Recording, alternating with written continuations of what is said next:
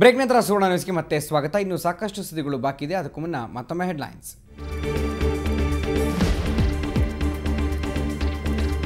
ರೈತರು ಬಡವರಿಗೆ ವಿದ್ಯುತ್ ಬರೆ, ಶ್ರೀಮಂತರಿಗಿಲ್ಲ ಹೊರೆ. ಪ್ರತಿ ಯೂನಿಟ್ಗೆ 24 ಪೈಸೆ ಏರಿಕೆ. ಎಲೆಕ್ಷನ್ ನಂತರ current shock.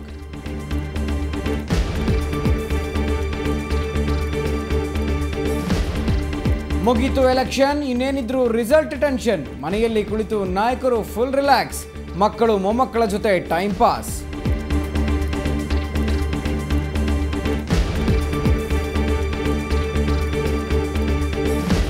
ಹೊರಬಿತ್ತು SSLC result. Chikkodi first, Bidar last. ಈ ಬಾರಿಯೂ ಬಾಲಕಿಯರೇ ದಿ ಬೆಸ್ಟ್.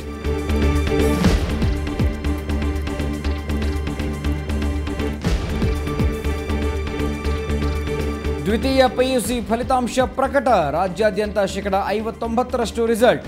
ಉಡುಪಿಗೆ ಪ್ರಥಮ ಸ್ಥಾನ, ಯಾದಗಿರಿಗೆ ಕೊನೆ ಸ್ಥಾನ.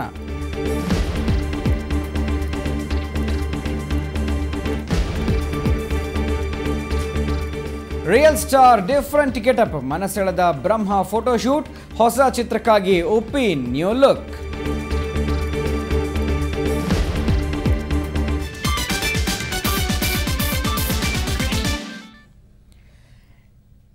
ಎಲೆಕ್ಷನ್ ಮುಗಿದಿದೆ.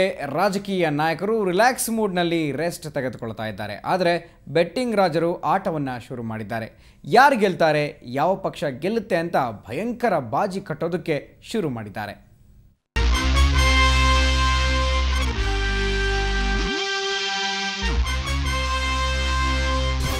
ಸಿಲಿಕಾನ್ ಸಿಟಿಯ ಗಲ್ಲಿ ಗಲ್ಲಿಗಳಲ್ಲೂ ಎಲ್ಲರದು ಒಂದೇ ಡೈಲಾಗ್, ಒಂದೇ ಚರ್ಚೆ.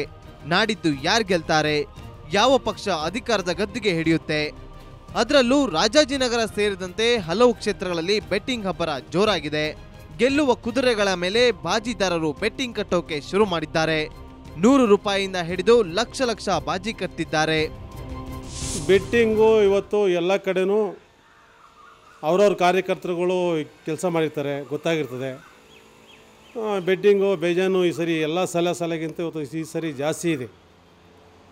ಏಕೆಂದರೆ ಇವತ್ತು ಒಂಥರ ಒಂದು ಹುಮ್ಮಸ್ಸಲ್ಲಿ ಭಾಳ ಜೋಶಿದೆ ಜನಗಳಲ್ಲಿ. ಭಾಳ ಬೆಟ್ಟಿಂಗ್ಸ್ ಅಂತೂ ಸಿಕ್ಕಾಪಟ್ಟೆ ಇದೆ.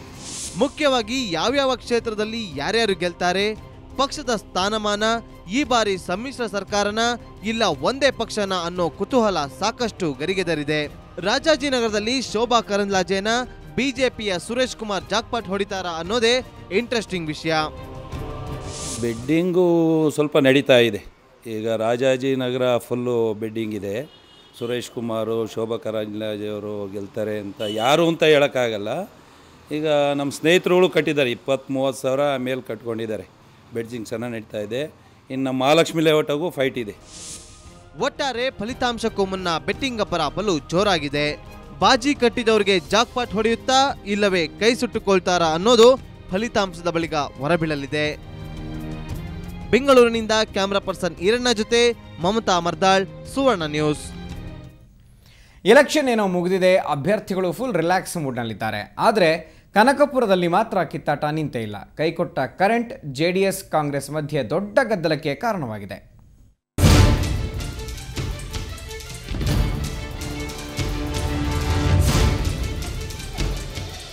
ಕನಕಪುರ ಜಿದ್ದಾಜಿದ್ದಿನ ಕ್ಷೇತ್ರ. ಆದರೆ ಕಳೆದ ರಾತ್ರಿ ಇಲ್ಲಿ ಕಾಂಗ್ರೆಸ್ JDS ಕಾರ್ಯಕರ್ತರ ಮಧ್ಯೆ ದೊಡ್ಡ ಗಲಾಟೆಯೇ ನಡೆದು ಹೋಯಿತು. ಇಷ್ಟಕ್ಕೆಲ್ಲ ಕಾರಣ ಸ್ಟ್ರಾಂಗ್ ರೂಮ್ನಲ್ಲಿ ಕೈಕೊಟ್ಟಿದ್ದ ಕರೆಂಟ್. ಮತದಾನದ ಬಳಿಕ ಮತಯಂತ್ರಗಳು ಸ್ಟ್ರಾಂಗ್ ರೂಮ್ಗೆ ಸೇರುವ ವೇಳೆ 2 ಗಂಟೆಗಳ ಕಾಲ ಕರೆಂಟ್ ಕಟ್ ಆಗಿತ್ತು. ವಿದ್ಯುತ್ ವ್ಯತ್ಯಯ ಸರಿಪಡಿಸದ ತಹಸೀಲ್ದಾರ್ ದ್ರಾಕ್ಷಾಯಿಣಿ ಕಾಂಗ್ರೆಸ್ಗೆ ಪರೋಕ್ಷ ಬೆಂಬಲ ನೀಡುತ್ತಿದ್ದಾರೆ ಅಂತ JDS ಕಾರ್ಯಕರ್ತರು ಆರೋಪಿಸಿದರು. ಇದೇ ವೇಳೆ ಕಾಂಗ್ರೆಸ್ ಕಾರ್ಯಕರ್ತರು ಕಾಲೇಜು ಆವರಣದೊಳಗೆ ನುಗ್ಗಲು ಯತ್ನಿಸಿದ್ರು. JDS ಮುಖಂಡರಿಗೆ ಸೇರಿದ ಒಂದು ಕಾರನ್ನು ಜಖಂಗೊಳಿಸಿದರು. ವಿದ್ಯುತ್ ವ್ಯತ್ಯಯಕ್ಕೆ ಸಂಬಂಧಪಟ್ಟಂತೆ ಕರ್ತವ್ಯ ಲೋಪ ಆರೋಪದಡಿ BESCOM EE ರಮೇಶ್ರನ್ನ DC Naveen Raj suspend ಮಾಡಿದ್ದಾರೆ.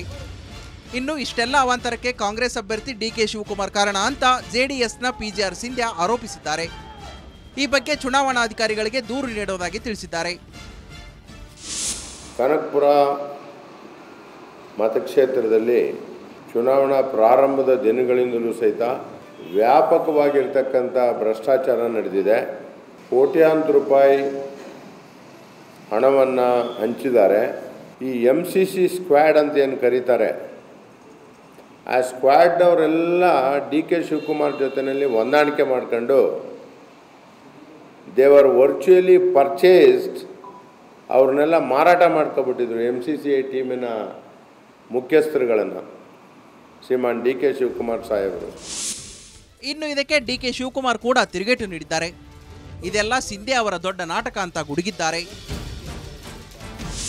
ಚಿನ್ನದ ಗುಂಡುಗಳು ಕೊಟ್ಟಿದ್ದಾರೆ, 2 ಗುಂಡುಗಳು ಕೊಡ್ತೀನಿ, ನೀವು ಬೇಕಾದ್ರೆ ನೋಡಿ. ಗುಂಡುಗಳು ಎಲ್ಲ ಮತದಾರರಿಗೆ ಎಲ್ಲ ಕಲರ್ ಹಾಕ್ಬಿಟ್ಟು ಇದನ್ನು ಗೋಲ್ಡ್ ಕವರ್ ಮಾಡಿಸ್ಬಿಟ್ಟು ರಾತ್ರಿ ಕೊಟ್ಬಿಟ್ಟಿದ್ದಾರೆ, ಬೆಳಗ್ಗೆ ಓಟ್ ಹಾಕ್ತಾರೆ ಅಂತ. ಎಲ್ಲ ಹೆಂಗಸರೆಲ್ಲ ಕಾಯ್ಕೊಂಡು ಕೂತಿದ್ರು ಬೆಳಗ್ಗೆ ಎತ್ತು ಎಲ್ಲರೂ ಸಿಕ್ಕಲಿ ಅಂತ. ತಿರ್ಗಿ ಅದಾದಮೇಲೆ 12 ಗಂಟೆ ರಾತ್ರಿಯಲ್ಲಿ 2 ಗಂಟೆಯಲ್ಲಿ ಯಾವುದೋ ಸ್ಟ್ರಾಂಗ್ ರೂಮು ಎಲ್ಲ ಎತ್ಕೊಂಡು ಹೋಗ್ತಾ ಇದ್ದಾರೆ, ಏನು ನಮ್ಗೆ ಗೊತ್ತೇ ಇಲ್ಲ. ಅದೆಲ್ಲ 2 ಗಂಟೆ ಕರೆಂಟ್ ಹೊಂಟೋಗಿತ್ತಂತೆ.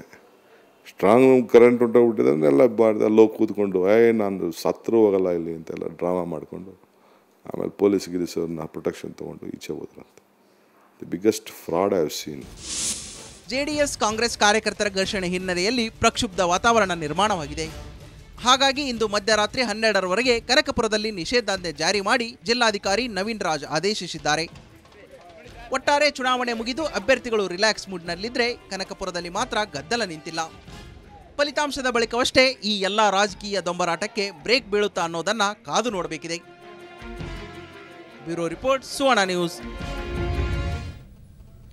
ಮತ್ತಷ್ಟು ಸುದ್ದಿಗಳು ಬ್ರೇಕ್ನ ನಂತರ.